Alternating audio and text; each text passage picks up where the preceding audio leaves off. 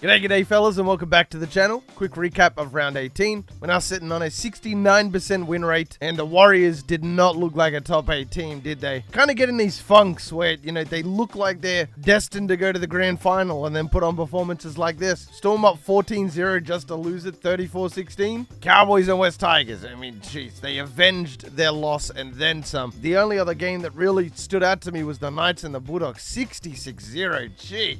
That's the last time I'm taking the Bulldogs.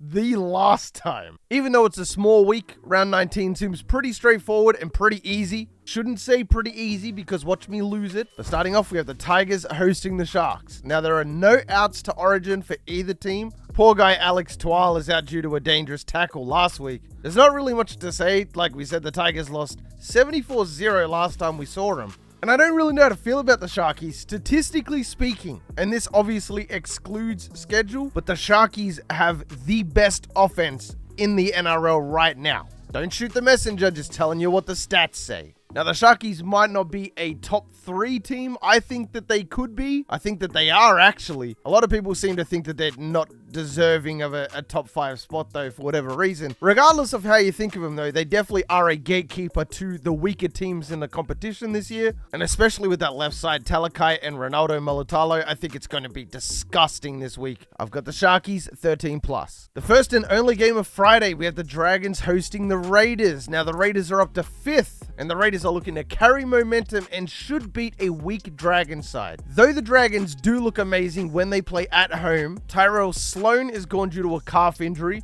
Moses Sully is now back, but Ben Hunt is obviously also gone due to Origin duty. For the Raiders, Corey Horsburgh is gone. They will still have, I was about to say Tim Manor. Jeez, I don't even know where Tim Manor came from, but Jack Whiten. Thank you, Brain. Jeez, that took a while. Obviously, Jack Whiten has not played Origin this year. He will be there. I think Fogarty has been in tremendous form this season, especially as of late, and included in those 5 weeks that they won. So even though the Dragons are nice at home, this is a Dragons team with 2 of their best players out. I was going to take it 1-12 just because I think the Dragons are that good at home, but without Ben Hunt and Tyrell Sloan, Raiders 13+.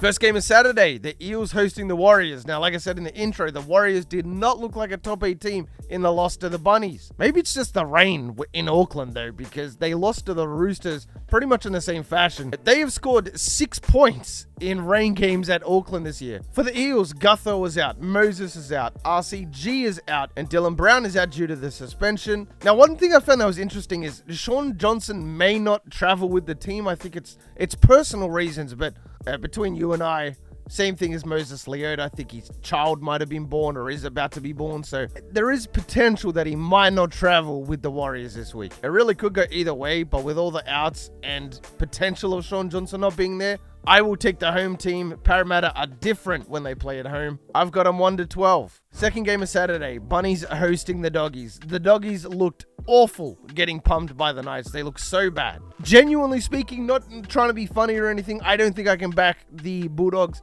for the rest of the year. If they were going to beat anybody as of recent, it's pretty much only the Tigers and the Knights at home. They just got the Knights at home and lost 66-0. The Bunnies have so many outs. Cody Walker, Cameron Murray, Cookie, and now Keon Kalaumatangi all out. I still like the Bunnies here as they do have a lot of depth. The Doggies are also missing Josh Addo-Carr for this game since he is on Blues duty. I'm going to take the Bunnies 13+. And the only game of Sunday and the last game of the week, unfortunately, Titans hosting the Dolphins. Now, some key outs are Tino and AJ Brimson for the Titans. Brimson replacing Reece Walsh. Hammer out for the Finns, obviously. Titans are favored in this matchup, and I can see why.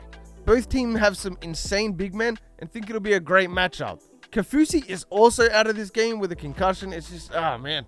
At full strength, Kafusi is probably a top 3 favorite player of mine. Plays with an intensity that not a lot of players can bring to their team. Always looking for the big shot. There's always a big momentum swinger in NRL games. Potential saving grace, so Jared Wallace and Milford are both returning from suspension. So with Jeremy Marshall-King and Milford back, we should see so much more of an organized Dolphins team. And hopefully, therefore, a much more dangerous Dolphins team. Last time Cody went to fullback, he did not do well. And everything's telling me to take the Titans here, but Wayne Bennett just can't lose 5 in a row. In fact, I don't know if he's lost 5 in a row in his entire career. He probably has, but Not that I know of, at least. Marshall King is back, and he looked good against the Broncos. I'm going to take the Dolphins here, 1-12. Just for a little cheeky bonus, Origin is on, I believe it's next Wednesday.